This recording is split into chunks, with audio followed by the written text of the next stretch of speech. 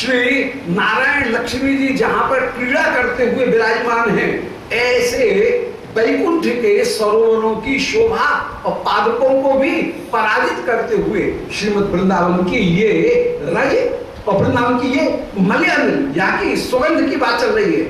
वृंदावन की जो हवा है वो वहां उनको भी तो स्वर्ग, कैलाश और वैकुंठ तीनों की सुगंध को पराजित करते हुए श्रीमद् वृंदावन की जो वायु है वो सर्वदा सर्वदा शुद्ध नीति ही, यहां पर ही नीति को धारण करके यत्र हृषितै परम आनंदित होकर के सदा पुष्यते वृंदावन में ही निरंतर निवास करती है।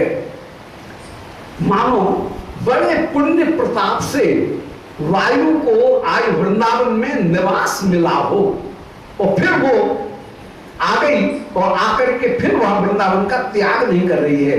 अत भूरि पुण्य परिणाम चुंबित है, ये वृंदावन की वायु, इसके पुण्य परिणाम का क्या निरूपण किया जाए, पुण्य भोग का क्या निरूपण किया जाए। अभिपद्यो आज पुण्य के परम प्रताप को प्राप्त करके, ये कहने के ये काव्य शैली के वचन हैं। वृंदावन की भूमि तो, वृंदावन की हवा तो यहाँ की नित्य हवा है, वो कोई कहीं बाहर से आई हुई साधन सिद्ध नहीं है। वो तो वृंदावन की जो भूमि है वो तो भगवत स्वरूप ही है, नित्य स्वरूप चिन्मय स्वरूप होकर के विराजमान है। परंतु कवि शैली में कह रहे हैं कि कौन से पुण्य प्रताप को करके ये वृंदावन की भूमि आई और पुण्य प्रताप से चुंबित होकर के, तो अथ भूरि पुण्य परिणाम चुंबित है, जो पुण्य इस वृंदावन की इस वायु ने किए उनके पुण्य के परिणाम माने फल को भोगती हुई याम इस वृंदावन की भूमि को प्राप्त करके अब मतान्य वासना, अन्य जितनी भी वासनाएं हैं उनका अपमान करके, माने स्वर्ग, कैलाश और वैकुंठ, इनकी जो सुगंध है उसकी निवास की, उस सुगंध को प्राप्त करने की भी वासना का त्याग करके, अब मतान उसका भी अपमान करके, उपलब्ध कांचन चमत्कृति, श्री वृंदावन में आकर के ये वायु अपूर्व चमत्कृति को प्राप्त करके परामश्रुत नीति, परम नीति को आश्रय लेकर के सर्वश्रेष्ठ वस्तु को प्राप्त करके अब वृंदावन का त्याग करके मैं कहीं नहीं जाऊंगी, ऐसा विचार करके ये वृंदावन की वायु सर्वदा यत्र हृषितै आनंदित होकर के सदा पुष्यते वृंदावन में ही निवास करती हुई विराजमान होती है। ये 3 श्लोकों में जाकर के ये वाक्य पूरा हो रहा है, विशेषक के रूप में ये वाक्य पूरा हो रहा है। अब मृग वृक्ष पक्षिषु पुरोवलोकिते शु अति रमणीयक मनोक्षहारिण अभिधान अभिप्रच्छति कंप कस्य कस्यचित् निज तर्जनी मधुरम उन्नमयी सा। अब श्री किशोरी जी उस समय परम भोरी हैं, चतुर 64 कला तत्र भोरी, सारी कलाएं इनमें विद्यमान है पर अत्यंत अत्यंत भोरी हैं। और भोरी होकर के कोई अपूर्व मृग आए सुंदर सा, कभी मृग को देख करके पूछ रहे हैं कि ये मृग की कौन सी जाति है, ऐसा मृग तो हमने देखा नहीं। तो कभी मृग के विषय में पूछती हैं। ये प्रमदा मुग्धाओं का जैसा स्वभाव, उस स्वभाव को कृपया धारण करके श्री किशोरी जी श्याम सुंदर से पूछती हैं, बोले प्यारे ऐसा मृग तो कभी देखा नहीं, ये कौन सा मृग है, इसका क्या नाम है, कौन सी जाति का मृग है। श्याम सुंदर कहते हैं कि ये रूरू है कि मृग है कि अन्य मृगों की जो जाति हैं, शरभ इत्यादि अनेक अनेक जाति हैं, उन जातियों का संकेत करते हुए श्री श्याम सुंदर कहते हैं ये उस जाति का मृग है, जैसे बताते हुए विराजमान है मृग। फिर वृक्ष, कोई नए वृक्ष का दर्शन करके बोले आहा इस लता का नाम क्या है, ऐसे किशोरी जी पूछती हैं।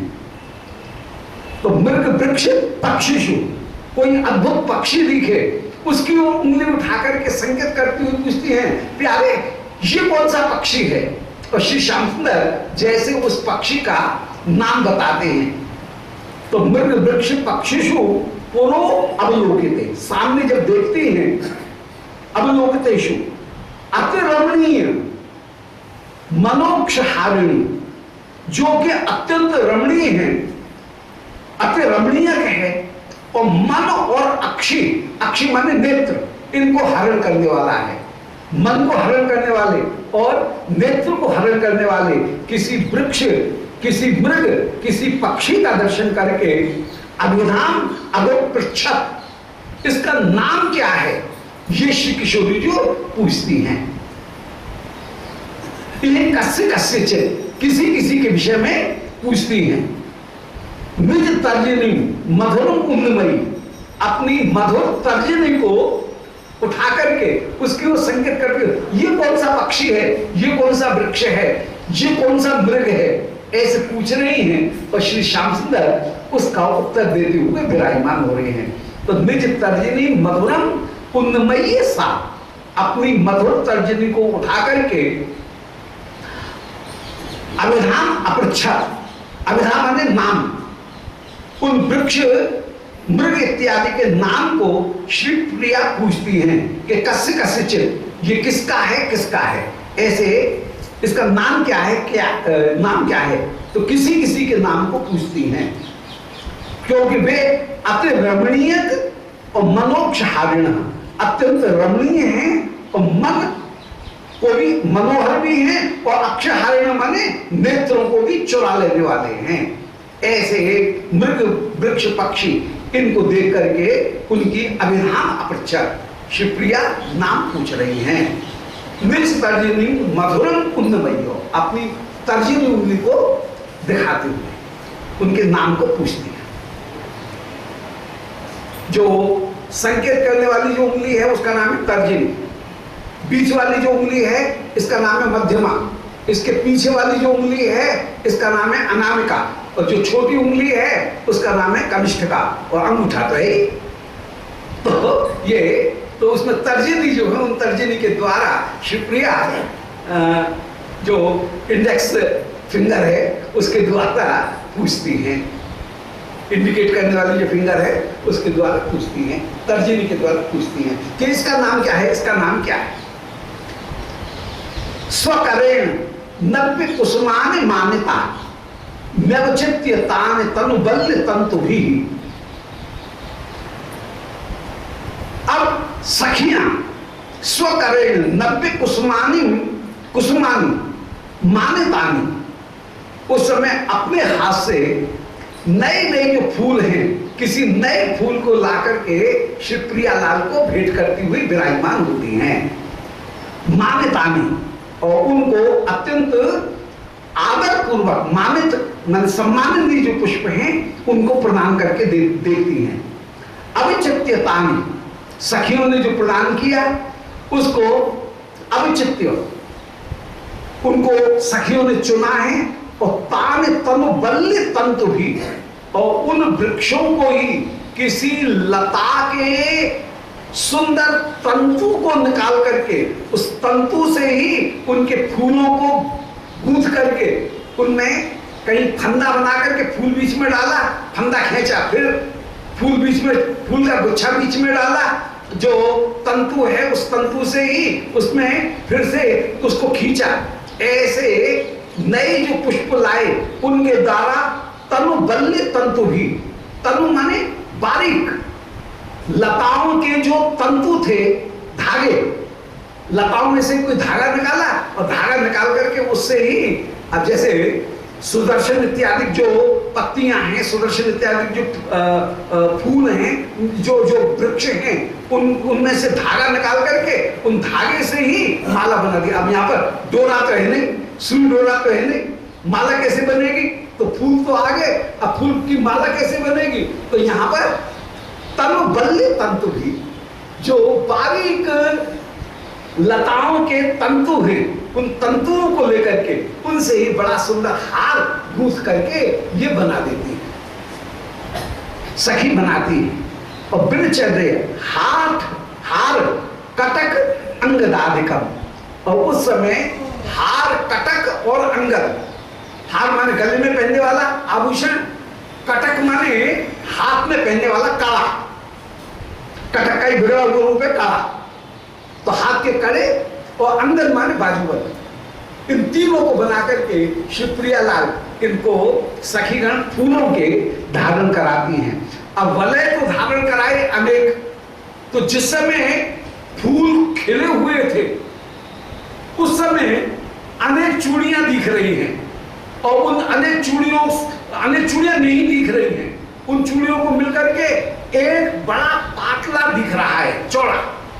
परंतु जिस समय लीला करते समय, नृत्य करते समय, विचरण करते समय, घूमते समय वो फूल जब कुमलाए तब जाकर के ये पता लगता है, अरे ये एक पाटला नहीं है बल्कि ये तो कई चूड़ियां हैं।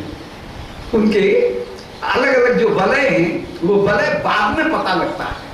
अन्यथा वे फूल कई जो चूड़ियां धारण कराई वो चूड़ियां कुल मिलाकर के एक बड़ा जो कटक है वो कटक के समान, एक बड़े पाटला के समान शोभा को प्राप्त हो रहा है। मिथुनम मिथा सपति भूषियत बाहु। मिथुनम माने युगल को, मिथा श्री युगल भी एक दूसरे को सपद भूषियत सुशोभित करते हुए बाहु। दोबारा ध्यान दें कि श्री प्रियालाल दोनों के दोनों स्वकरेण नव्य कुसुमानि मान्यतानि माने श्री प्रिया जिस फूल के लिए संकेत करके दिखा रही है, प्रिया ने जिसको आदर प्रदान किया उसी फूल को श्री श्याम सुंदर चुनते हैं, या सखियां चुन करके श्याम सुंदर को देती हैं। ऐसे ही श्री श्याम सुंदर जिस फूल की प्रशंसा कर रहे हैं उस फूल को श्री किशोरी जी उस समय चुनती हैं। तो मान्यतानि माने प्रियालाल ने जिन जिन पुष्पों को आदर दिया उन पुष्पों को स्वकरे प्रियालाल दोनों ने अपने अपने हाथ से ही चुना। तो स्वकरेण नव्य कुसुमानि मान्यतानि, आदरणीय पुष्पों को अपने हाथ से उस समय चुना अवचित्य, और चुन करके तान तनुबल्ल तंतु भी, उन्हीं पुष्पों को लताओं के जो बारीक तंतु हैं उन बारीक तंतुओं को लेकर के उन पुष्पों की सुंदर माला या उन पुष्पों के द्वारा सुंदर आभूषण को युगल सरकार ने बनाया। और बिर चाहिए उनको बना करके हार, कंटक, कटक और अंगद के रूप में मिथुनम मिथा सपदी, कभी तो सखीगण मिथुन माने युगल सरकार को धारण करा रही हैं, कभी मिथा माने परस्पर श्री युगल सरकार ही एक दूसरे को उन पुष्प इत्यादि को धारण कराते हुए विराजमान हो रहे हैं। मिथुनम और मिथा, युगल सरकार एक दूसरे को या सखीगण श्री युगल सरकार को इनको धारण कराती हुई सपदी माने तुरंत ही अभूषित बहु भूषित कर रही हैं। तो उस समय श्री युगल सरकार परम सुशोभित होकर के विराजमान हो रहे हैं। अब परिधापने कुसुम मंडल से किम स्वकुचौ प्रतित्वम अतिशंक से प्रिय। अब ये चंचल शिरोमणि है। अब जिस समय श्री प्रिया जी को श्रृंगार धारण कराने के लिए बैठे उस समय चंचलता इनके मन में उदय हो जाए, और चंचलता उदय होकर के जब चंचलता करने लगे तो श्री प्रिया को भुगती टेढ़ी करके श्याम सुंदर को निषेध करेंगे। उस समय श्याम सुंदर प्रार्थना करेंगे। श्री रसकों ने उसी लीला का वर्णन किया कि गहे गहे मोहि पहनावही नव फूलन की माल, कर छुआए कुछ कलश सो मेरो निरखत बदन रसाल। तो कह गई मोहि पहरावही नव कुसुमन की माल, अपने हाथ से फूलों की माला गह करके मुझे जिस समय वो प्याला धारण कराता है और धारण कराते समय चंचलता करता है, कर छुआए कुछ कलश सो, जब मेरे श्रीअंग को स्पर्श करना चाहता है उस समय कहीं चंचलता करते हुए मैं जब भ्रुकुटी टेढ़ी करती हूं उस समय मेरा निर्खत बदन रसाल, मेरे उस रसाल मुख का दर्शन कर रहा है। वही रूप माधुरी निरूपण है। श्री प्रिया जी ने जब भ्रुकुटी टेढ़ी करके श्याम सुंदर से कहा चंचलता नहीं, जब चंचलता कर रहे हैं तो प्रिया जी ने कहा भ्रुकुटी टेढ़ी करके प्यारे चंचलता नहीं। उस समय श्री प्रिया जी से श्याम सुंदर कह रहे हैं कि परिधाप ने कुसुम मंद नस्य, बोले हे श्री प्रिय, जब मैं फूलों के आभूषण आपको धारण करा रहा हूं तो किम स्व कुचौ प्रति तुम अतिशंक से, तो आप अपने श्री अंग के ऊपर विराजमान दिव्य जो कमल हैं उन कमलों के प्रति इतनी आशंकित क्यों होती हैं? आपके श्री अंग में सर्वत्र अपूर्व कमल विराजमान है और उन कमलों का तनिक सा स्पर्श यदि मुझे प्राप्त हो जाए तो इतनी तुम व्याकुल क्यों हो रही हो? तो स्व कुचौ प्रति तुम अति शंक से प्रिय, हे प्रिय, आप श्री अंग पर विराजमान जो अपूर्व कमल हैं उन कमलों के प्रति इतनी आशंकित क्यों हो रही हो? कले आमी कले अस्मि निर्विकृति रेव वर्णिता, अरे आप देख नहीं रही हो मैं बड़ा प्रसिद्ध हूं, विश्वास नहीं हो तो शास्त्रों में देख लो। गोपाल तापनी उपनिषद में निरूपण किया गया है कि कृष्णो ब्रह्मचारी, प्रमाण है कि आपके श्रीअंग के ऊपर आभूषण धारण कराते समय देखना कले अस्मि निर्विकृति एवं, मैं निर्विकार होकर के ही विराजमान हूं।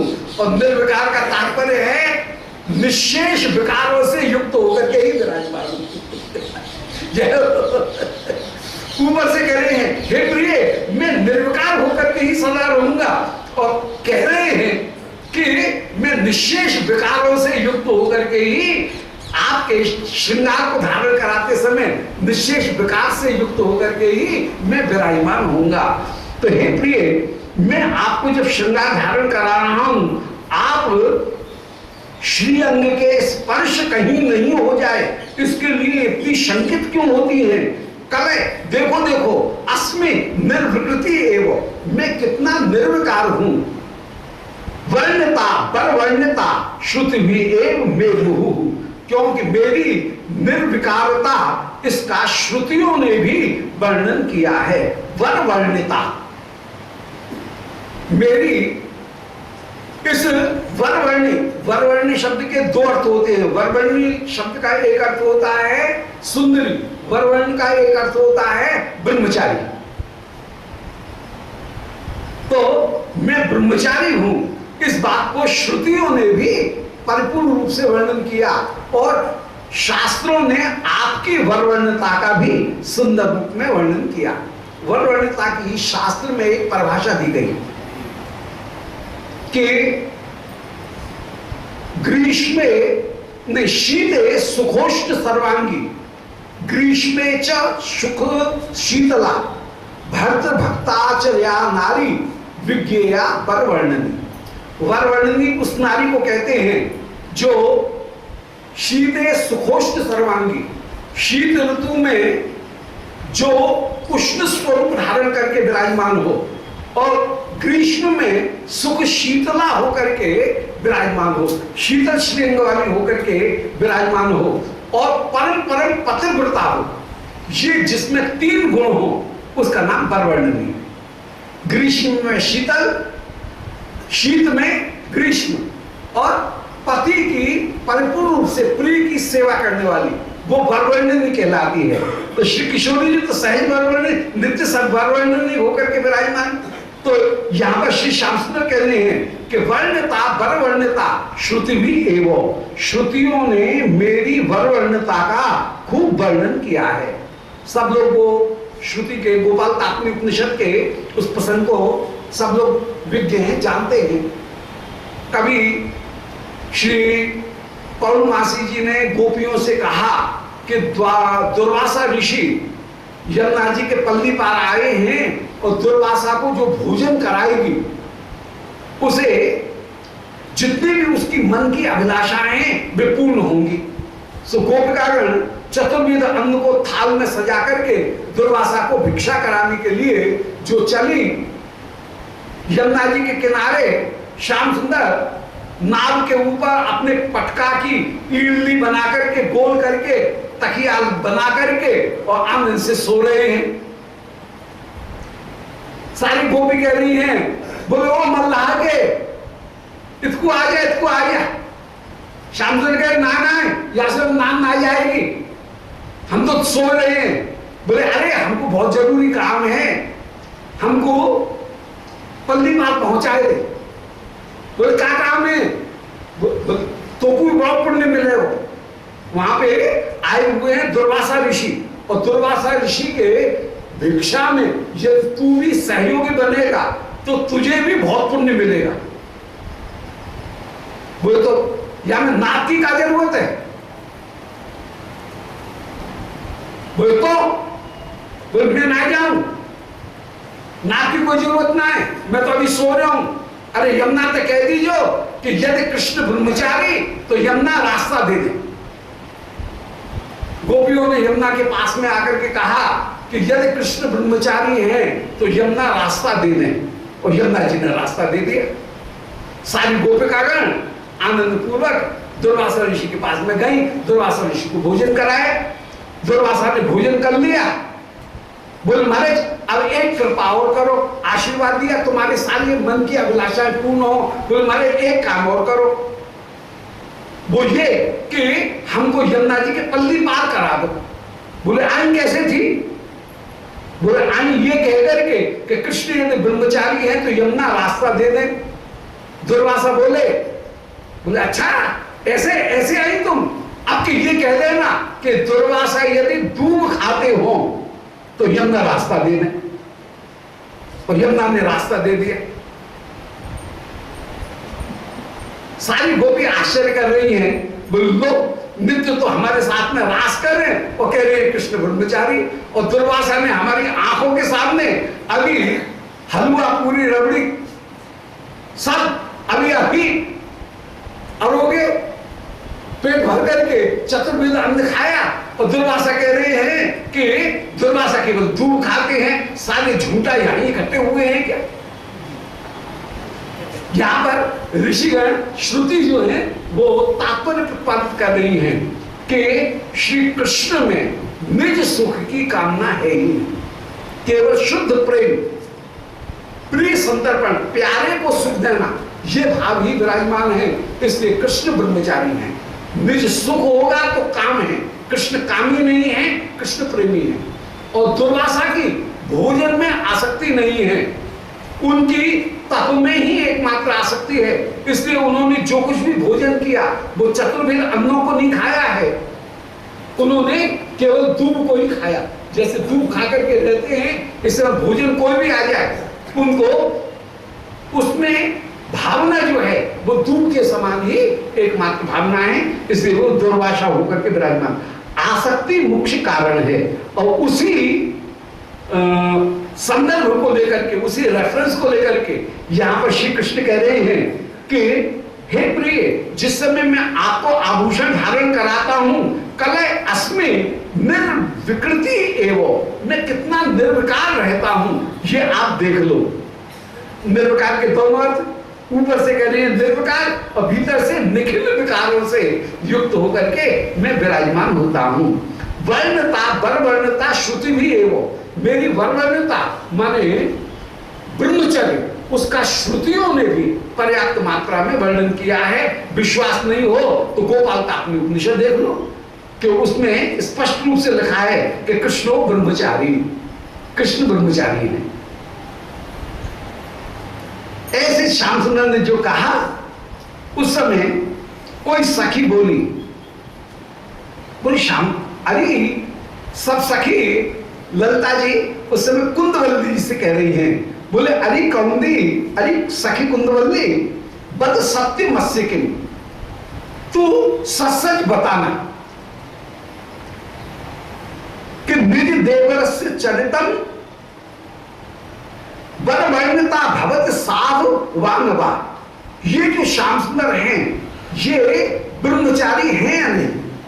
वर वर्णता, इनकी वर वर्णता माने ब्रह्मचर्य, वह भवत साधु वांगवा, इनका ब्रह्मचर्य साधु है कि नहीं? क्योंकि तू तो घर में निरंतर इनको देखती होगी, इनके व्यवहार को देखती होगी।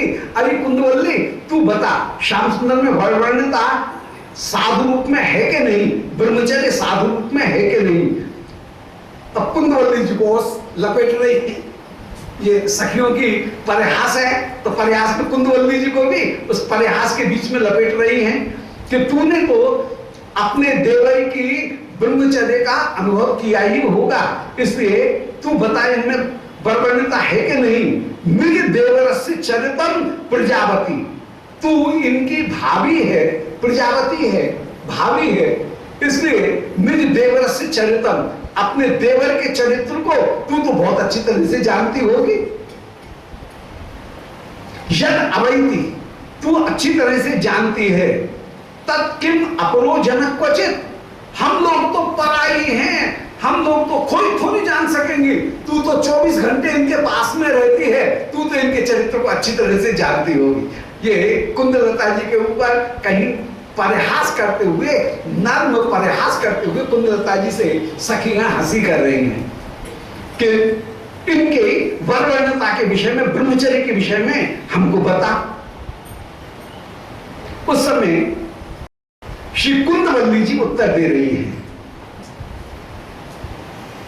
कि वर वर्णनी तुमस राधिके तथा, बोले हे श्री राधिके आप ही वास्तव में वर वर्णनी हो। वर वर्णनी का लक्षण अभी वर्णन किया था कि शीते सुकोष्ण सर्वांगी, ग्रीष्मे च सुख शीतला, भक्त भक्ता च या नारी, विज्ञेया वर वर्णनी, कि हे श्री राधिके आप ही वर वर्णनी होकर के विराजमान हो। ततो वर्ण वर्णताम मृगय से यत्नतः, इसलिए मैं तो क्या उत्तर दूं, तुम वरवर्णनी हो, वरवर्णनी ही वरवर्णी के स्वरूप को पहचान सकती है, इसलिए मैं कृष्ण की वरवर्णता को नहीं जानूं। वरवर्णता के दो अर्थ, वरवर्णता माने पतिव्रता, वरवर्णता माने ब्रह्मचर्य, ब्रह्मचारी, ये वरवर्णी के दो अर्थ हुए। तो श्री कुंदलता जी श्री राधिका से बोली, बोले अरे श्री सखी राधिके तू पतिव्रताओं में मुकुटमणि होकर के विराजमान, बड़ी बड़ी पतिव्रता जो रमा, शची, सती, वे सब तेरे चरणारविंद की वंदना करती हैं। तो अरे सखी तू वरवर्णनी होकर के, पतिव्रता होकर के हे श्री राधिके तुम ही प्रसिद्ध हो, और पतिव्रता ही किसी ब्रह्मचारी के पातिव्रति की परीक्षा करने में सबसे ज्यादा समर्थ योग्य हो सकती है, इसलिए तुम ही श्री श्याम सुंदर की परीक्षा कर दो। ये सब हंसी, सखियों की परस्पर हंसी है। तो वरवर्णता मृगय से अस्सी यत्नता, श्री श्याम सुंदर के ब्रह्मचर्य का तुम ही प्रयत्न पूर्वक पालन करोगी। जब तुम श्याम सुंदर के साथ में मिलकर के विराजमान होगी, कृष्ण के साथ में यदि तुम विराजमान होगी तो दो चीजों की जानकारी हो जाएगी।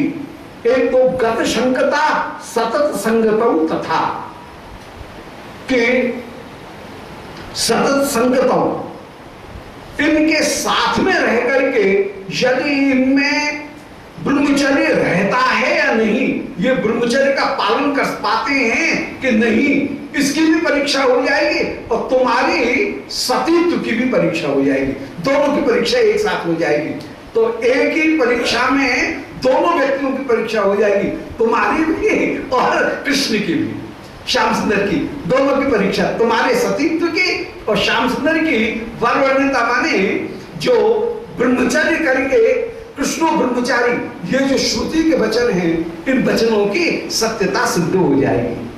ये तो कहा हंसी में, और श्लेष में अर्थ क्या हो रहा है कि गत शंकता सतत संगतौ, जब श्याम सुंदर के साथ में तुम रहोगी तो तुम्हारे हृदय का संकोच भी दूर हो जाएगा, क्योंकि ये संकोच तो थोड़ी सी देर के लिए, कुछ क्षणों के लिए ये संकोच है, फिर जब निरंतर साथ साथ रहोगे तो गत शंकता, तुम्हारी शंका भी दूर हो जाएगी, और श्याम सुंदर को भी जो झिझक है वो श्याम सुंदर की झिझक भी दूर हो जाएगी।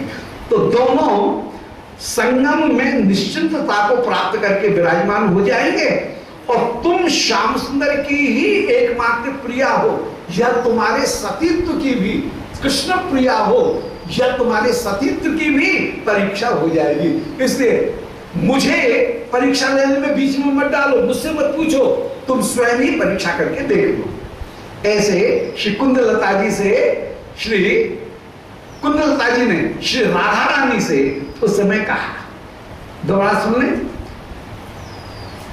कि